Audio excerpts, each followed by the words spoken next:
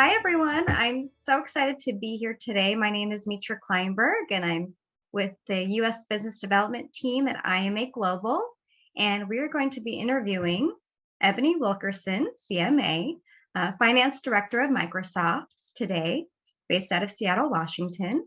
And I'm very happy to have you today, Ebony. Thank you so much. I know you have a very busy schedule, so thank you Yes, for volunteering your time to be yes, here today. absolutely. Excited to be here with you today, Mitra. Thanks for having me. Yeah, no problem. And the topic is staying the course, one CMA's path to earning her certification and stepping up to her potential. So her Yes. being Ebony. So there's the audience is very interested in learning about how you got to the point of becoming CMA, your career path, hearing some advice and tips to passing the exam, all that good stuff. And Yes. to the audience, please feel free to chat your questions along the way, and we'll be sure to get to them after some initial questions I have for you. So let's get going.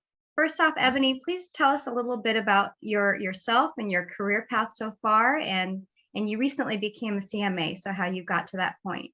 Yes, yes, thank you. So happy to be here with you today. Thank you for having me.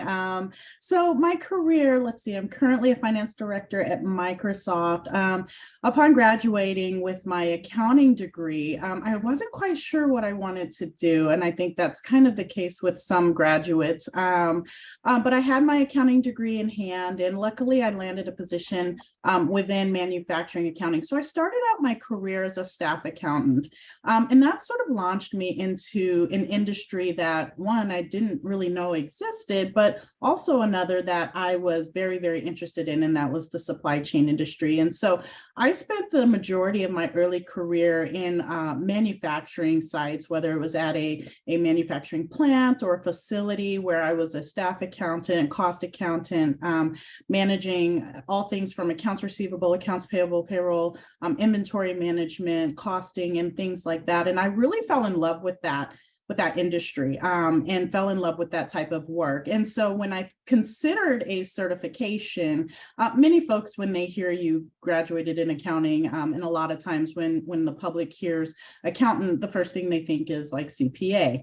And that's typically a public career. Well, I wasn't in public. And so I did what, a lot of accounting students did. I tried to pursue the CPA and thought about it and sat for it, studied for it, but it just really wasn't grabbing my attention in a way that I expected having an accounting degree.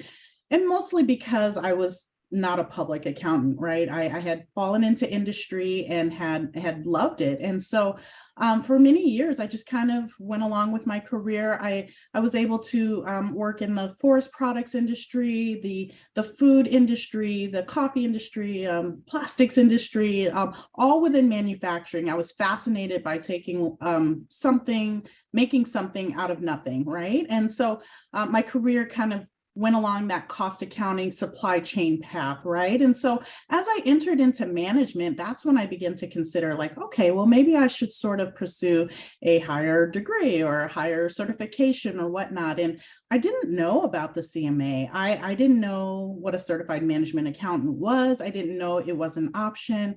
And when I began to do my research a few years ago, it was probably about 4 or 5 years ago, I stumbled across a CMA. And when I looked into the content and the things that you learn while pursuing a certification, I said, this seems to align a lot more with what I'm currently doing. And so that's kind of what got me on the path of considering a CMA certification. And it's been a wonderful journey along the way. And I know we'll get into kind of what that journey looked like, but that's kind of how I stumbled upon it.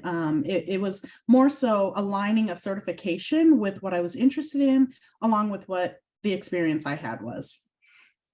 And I love that you start off by saying you thought the CPA or public accounting was like the only route in the beginning, especially out of your college studies, because I feel like a lot of folks hear about that more and they feel like, oh, this is my only choice. And it's so important to know about your options and what else is out there. So you fell into industry, you fell Yep. in love with, the supply chain process, cost accounting, things that are quite fascinating.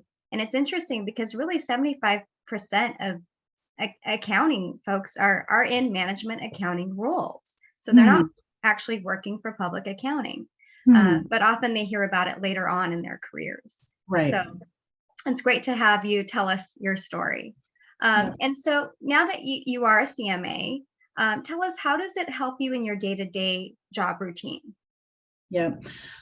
What I found fascinating while studying for the CMA was I would come across topics that were very relevant to my day to day. And so in working in manufacturing, you're thinking about job costing, and you're thinking about make versus buy, you're thinking about financial analysis, whether or not, a particular capital investment is worth it. I've worked on capital projects within my career, tracking, budgeting, forecasting savings against that project. Is that project performing to the expectation that we originally thought it would based on our financial analysis? And a lot of that content is within the CMA certification program. And so as I began studying and looking at financial statements and looking at the costing element, cost management, decision making, and those things, I could easily go back to my job and go, oh, wow, this really applies to this. When I think about capital investments, here's the formula that I need to use to understand what my return on investment is going to be.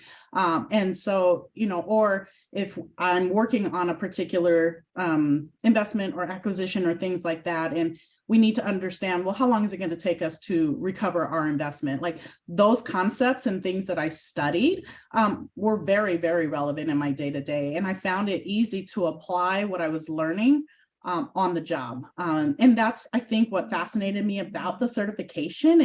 It was very relevant. It was very tangible. I was able to read something and study it the night before and then go into work the next day and go, oh, that's what that was about, and kind of make that connection. To me, that was fascinating, right? And I felt like there was value in what I was pursuing. It wasn't a waste of time. And that was important to me because I wanted to make sure that if I was going to pursue a certification, that there was value add to it. It wasn't just, oh, I'm just going to do this for the sake of doing it. Like I wanted to make sure that I was taking the information that I was learning and applying it to business decisions that I have to make on the job. And that's what I'm doing on a daily basis. And I love that. It's all about the value. Your time is precious, right? You want to make sure what you're dedicating so much time to is going to be applicable and relevant to your job role. So that's great. Absolutely. So another question I have for you. Yeah, absolutely. As most CMA candidates know, passing both parts of the exam on the first attempt is not easy, right? Many people don't pass the first time, and that's fine, right? That's why resilience and a commitment to succeed are so important to earning the CMA. Yeah. Like many CMAs, you did not pass one of the parts the first try, but you persevered and you tried again. You did. What pushed you to take the exam again and earn your certification finally? Oh, yeah, that's a good question. So a bit of a timeline there. Let's see. I began hardcore studying after the procrastination stage, because there was one. I began studying in January 2021. Took the first part in July. So one quick tip, like just schedule the exam, right? Like that was one thing I kept putting off, was actually scheduling the exam. So finally had a friend at work. She was studying for a certification, and we both were like, okay, we're just going to do this. Put it on the calendar. So I scheduled the first exam, and I passed it, and I was excited and I was pumped and probably a bit, I don't know, confident is probably the best word.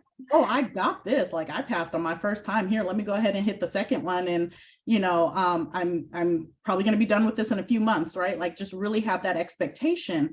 And so I get to studying for the second one. And of course, life hits. There were a ton of life events, work events that sort of took a lot of my attention and priority, that didn't allow me to focus on studying as much as I wanted. And so I took the second part. I took it in October, didn't pass. I took it again in February and didn't pass. And then by then I was very, very discouraged, right? Like, why? How am I going to keep pushing for this? And, I had kind of took to LinkedIn. I thought about the fact that Many people are very, very quick and excited to like post all of their successes. And I sort of had this epiphany moment where I was like, well, why don't we ever post about our failures, or when we fall down, or the part of the journey that gets hard? Like, nobody wants to talk about that. Nobody wants to shed light on where I didn't do well. And so it was just kind of an honest moment with myself. I was like, oh, I was so quick to post about passing, but I was not quick to post about failing, right? And so then I did, right? I was like, okay, I failed. And not once, but twice. Like, this is the second time I failed. And what am I going to do now, right? And you have to have that resolve to say, okay, yes, I've fallen down, but I got to get back up again. You got to keep your eyes on the prize. You got to keep your eyes on the goal. One thing that was really important to me as a mother, I wanted to showcase for my children that sometimes you're gonna fall down and sometimes you're gonna fail, but you have to get up and you have to keep going. You have to keep trying. And so anytime they come to me and they say, oh, mommy, this is hard. I can't do it. And I'm like, okay, remember that time when I had to take that test, not once, but twice, but three times? Yeah. I had to keep doing it again until I got it. And you can do the same too. So really, really important for me to, one, finish what I started. I started studying for the CMA. It was a goal that I wanted to pursue. I was inspired by managers that I had that were encouraging me and supporting me. I wanted to set an example for my children to say, hey, you know what, sometimes we fall down, but we've got to get back up again. And really keeping my eye on what that goal was. Finding out my why was really, really important to me. Why am I doing this? Why am I pursuing this? What's it going to do for me? Does it mean anything? Those things were questions that I was asking myself. And in the end, the answer is yes, it means something. It's worth it. There's value add to it. And there's the amount of knowledge that you gain while pursuing the certification is so relevant to your job that it's going to help with your career. It's going to help with whatever role that you take on. It's going to help with moving and shifting into different industries and things, because you can take that knowledge with you everywhere you go. So those are the things that were really pressing for me. It's hard, right? Like, once you fail, it's really, really hard to get back up again. But you have to continue to push forward with that goal in mind and know that eventually you'll get there. I love that. I mean, being a mom of two kids myself, you learn a lot from failures, often more than doing so well all the time. So Absolutely. I think it is important to have that resilience and perseverance, but you also need that support system, of course, to help you Yes. get through it. And I know you had that as well, which is very important. And I think this is inspirational to those because, of course, we have our IMA has their score release. The ICMA has their score release days, right? And then you look at LinkedIn and you see, I passed, I passed, I passed, and Yes. everyone's excited. And it is an exciting time. Yes. But of course, there's going to be those who didn't, and I'm sure Yes. that's a little hard sometimes to Yes. see that. So it's good to know that we're all going through something, and it's good to hear these types of stories. Absolutely. Um, so moving on to the next question, Sure. everyone has a different exam prep strategy. And some people like to collaborate with others in study groups, and others like to study independently. Mhm. Some people like to use flashcards or just the software for, multiple choice questions, etc. So what strategy worked best for you?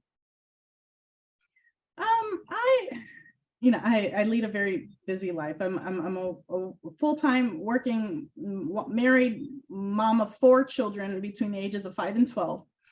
And, trying to find the time to study is definitely challenging.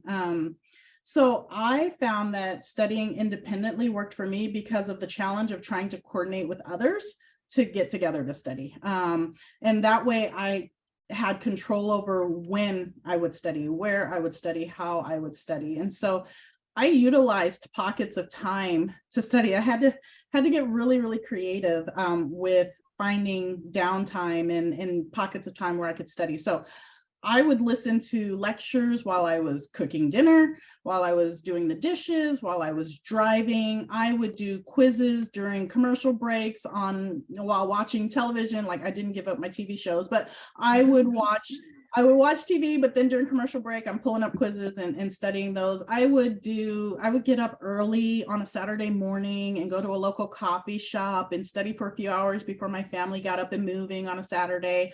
I had to get really, really creative about finding those pockets of time to study. And that I could only do that by studying independently, right? And so finding like being creative to set aside that time. There were times where it was focused 4 to 6 hours, but I didn't have a lot of chunks of time like that just with my busy lifestyle. And so it was flashcards on the go. It was quizzes. I had an app that I was studying quizzes on the go. And, you know, anytime I had any sort of downtime, if I was waiting for my kids in the pickup line at school, I was studying, just finding creative ways. And like you mentioned, having a really strong support system is really helpful. And I do have that at home, and I'm blessed with that. So there were even times, I think once or twice, I would even book a hotel for a few days to just be able to study uninterrupted, and be able to focus. And so my family is, you know, a huge support in that. And they were a huge part of my success in passing the exam because they afforded me that time I needed to make sure I got in there and studied. And so, yeah, studying's different for everyone. It worked well for me to study independently. That's great. That's great.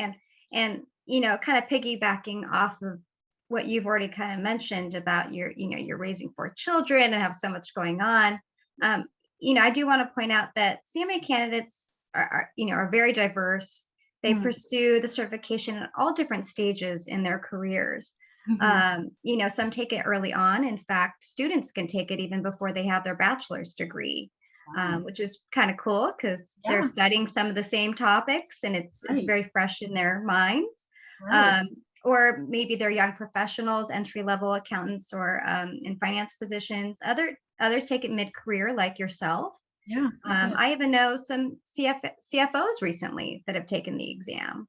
Oh, So it's really interesting the different ranges of the career that one can be in when mhm, they become interested in pursuing the CMA.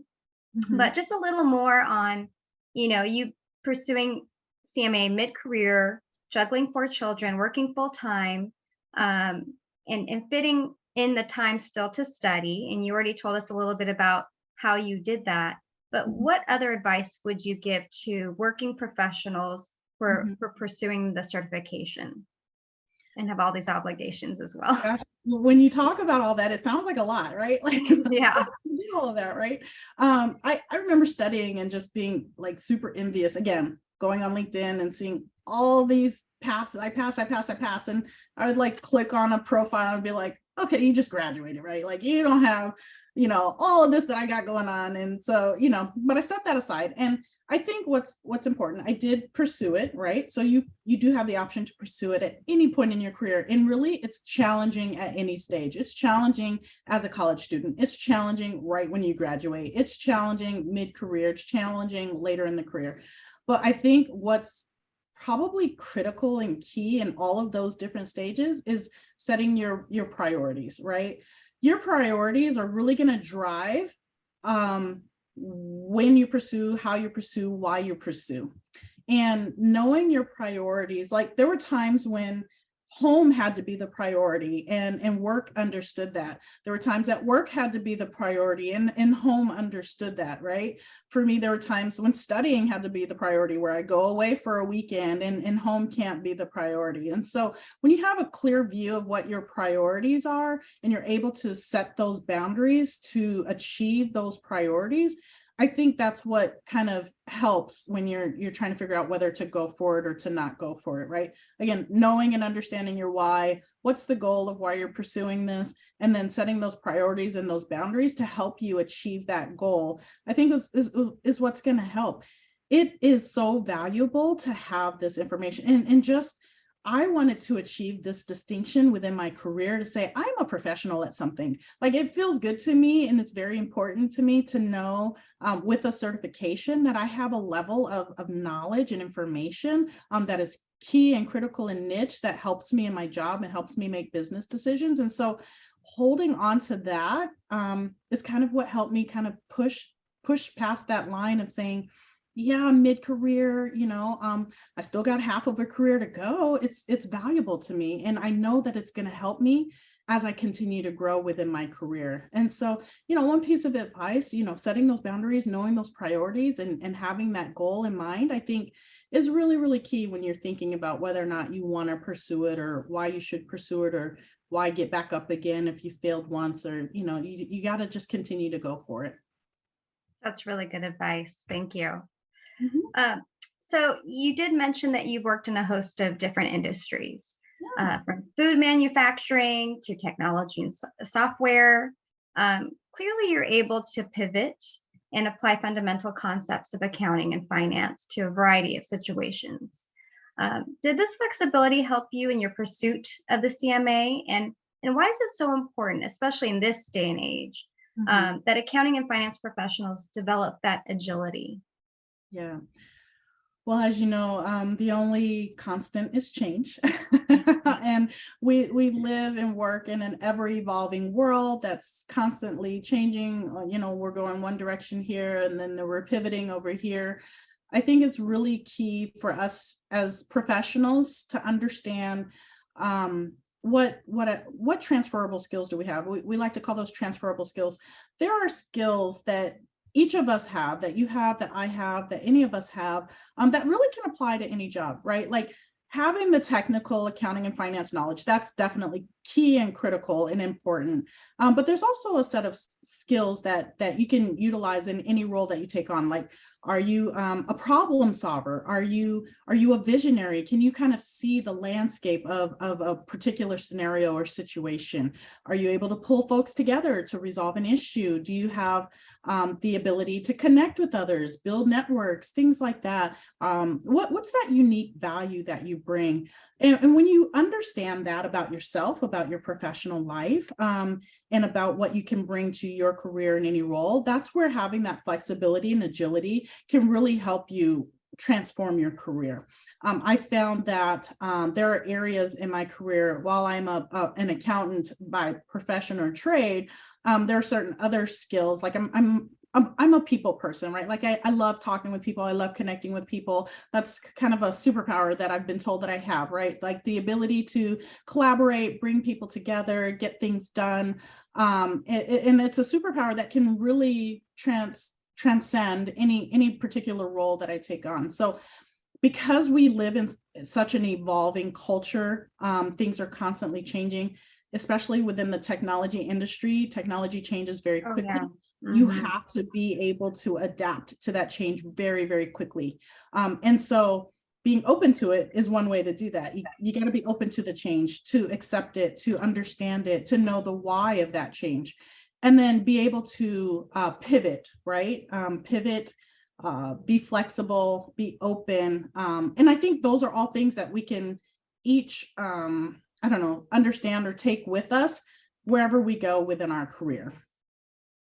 Yeah, it's so important. And it's interesting, obviously you need the technical skills, but you mentioned the other skills that are so important, the soft skills, Yeah, really.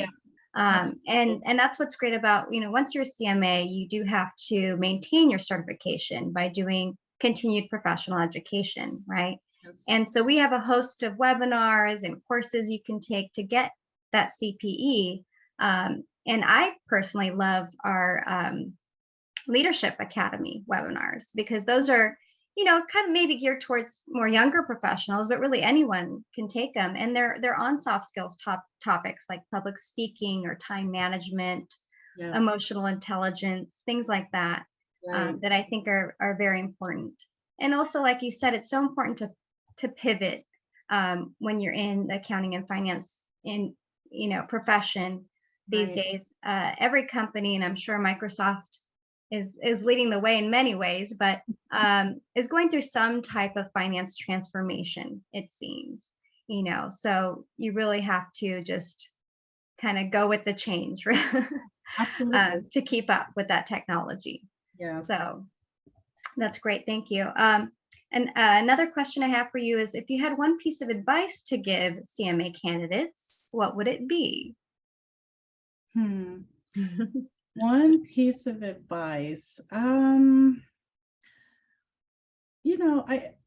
know it sounds super cliche, but don't give up, right? Like you've started something. make sure you finish it. Like, be a completer, be a finisher. Don't leave it hanging. The value that the CMA will bring, it'll come, it's worth it.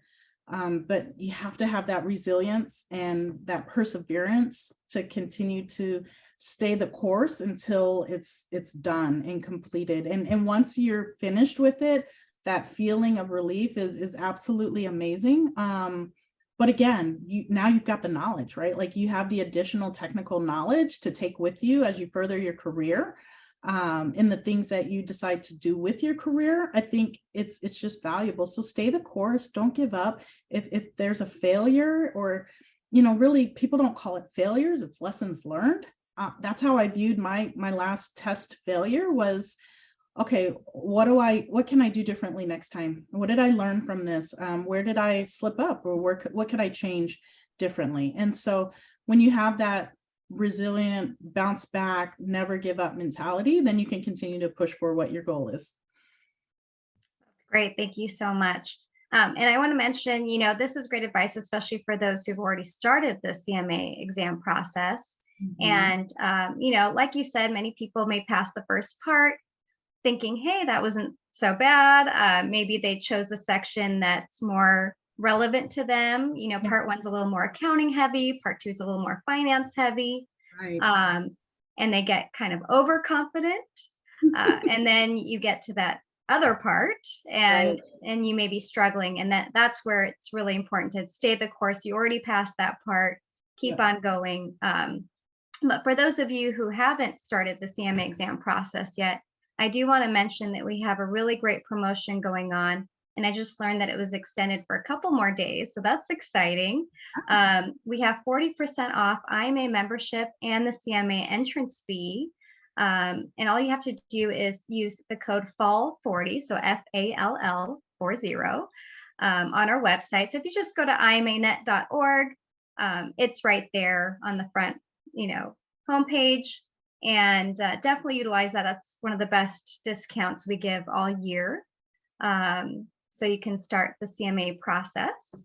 But I also, looking at the chat, I see a couple questions here. So let's see, there's one here from Tatiana Gill. And she said, I have received a scholarship to take the CMA exams and I have purchased the GLIME exam prep. However, I'm having issues with motivation to study at the moment. This is due to understanding the importance, let me scroll down, of the certification. Does having the CMA help compete in the job market for higher positions such as accounting manager or finance manager?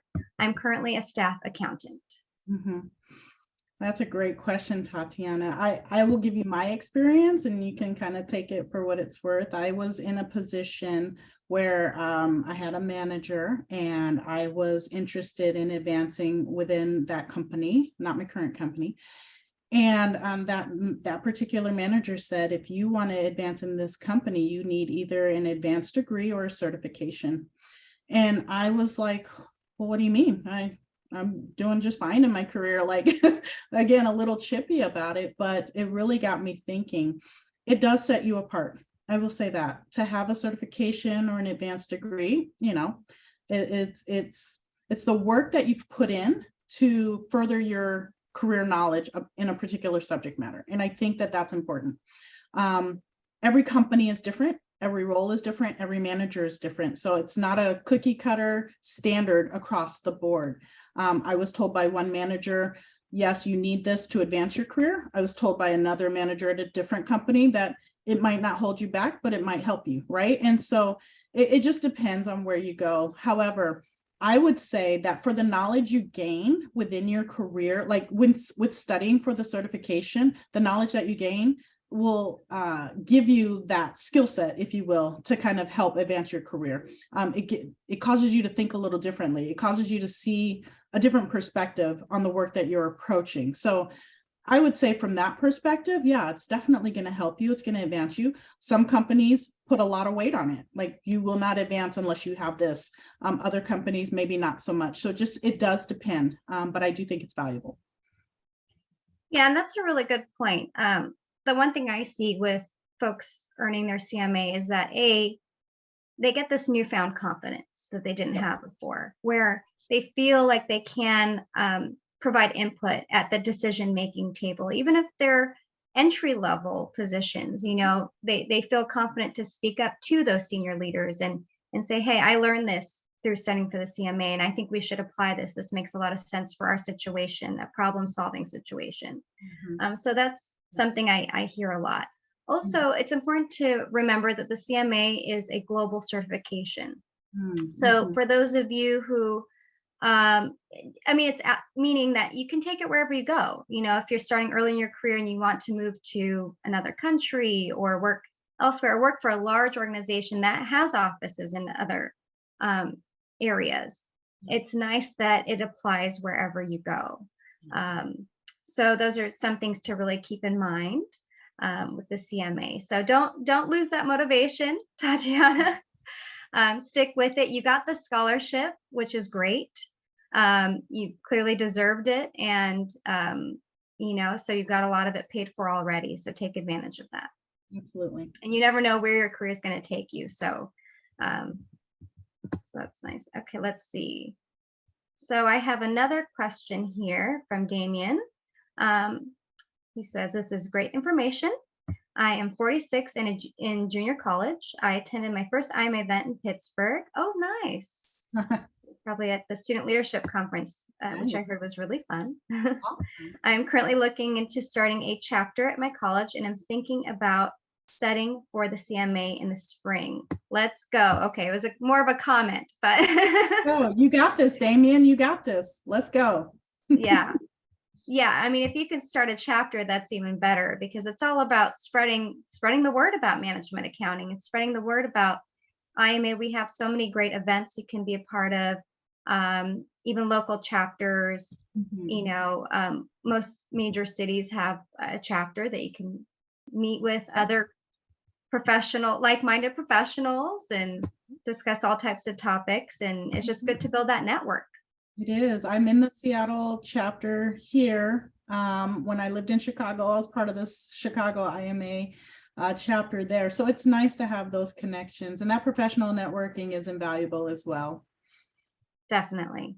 And Ebony, you got to come to one of our annual conferences. Yeah, absolutely. I'd love to. The next one is in the summer in Minneapolis. So hopefully we'll see you there. We'll shoot for it. Definitely. Yeah, it'll be great. They're really fun events. We got a nice comment from Rafe. It's more of a comment, but just saying, this was very inspiring, and thank you for sharing your experience, Ebony. You are welcome. Just wanted to share that with you. I know we're going to be finishing up soon, so let me ask a final question of you. And I think, again, connect with Ebony through LinkedIn. So you can continue the conversation, and connect with me, please, Mitra Kleinberg. And I'd be happy to provide more information about the CMA, just content format, how, what your options are, as well as IMA membership and all the benefits that go along with that. But again, I think, your input is so valuable, Ebony, because it really also provides the perspective of a full-time career woman who's also a mother of 4 children, which again, I can barely handle 2. So, so just the final question is, obviously it can be difficult to find time to study for the exam. Did you let your children know you were studying for the exam? Did you ask them to help in any way? How did you get that support from your family, and how did you explain it to them? Yeah, my kids were little when I started, but they knew I was studying for it. I didn't explain to them the importance of it. I didn't know that they would understand. But they knew Mommy had a big test and that I needed to spend some time studying. They were my cheer squad. So I would come home from exams and they will have drawn pictures for me and put them up around the house saying, way to go, Mom, you're awesome. You passed that exam, you go for it. And that was just so encouraging to me. But they might have been a bit bribed because every time I took an exam, I took them out for ice cream. So it didn't matter if I passed or failed. They knew they were getting ice cream if mom was going to go take a test. So I don't know if that had anything to do with it, but they were encouraging me along the way. I didn't involve them as far as like, hey, help me with these flashcards here, there, and whatnot. But they knew that I was doing something very, very hard, and that I was working hard to achieve something. And then when the certificate came in the mail and I showed them, this is what mommy was taking the test for, and this is what I was working hard for, they understood that and they were pretty excited. So, I think it could be different depending on the ages of your children. Again, mine were little when I started studying. And so, yeah, they were just more my cheer squad and my support. And the real MVP is my husband, to be honest with you. My husband had to manage the household while I was busy studying. And because he was my number one supporter, I was able to get it done without the stress of, oh, how am I going to manage the home? He took care of everything. He took care of them. He took care of our home. So he's really the MVP here. This is shout out to my husband. Yeah, sounds like a great guy. Yeah, Because that's a lot to handle for sure. it Well, is. that's awesome. Thank you so much, Ebony. We really appreciate you sharing your story. I know you've inspired the audience today. And please, keep in touch. Yeah. And the LinkedIn group, a lot of the support that Ebony received early on was through LinkedIn. So I Yes. like that we chose this format to share your story.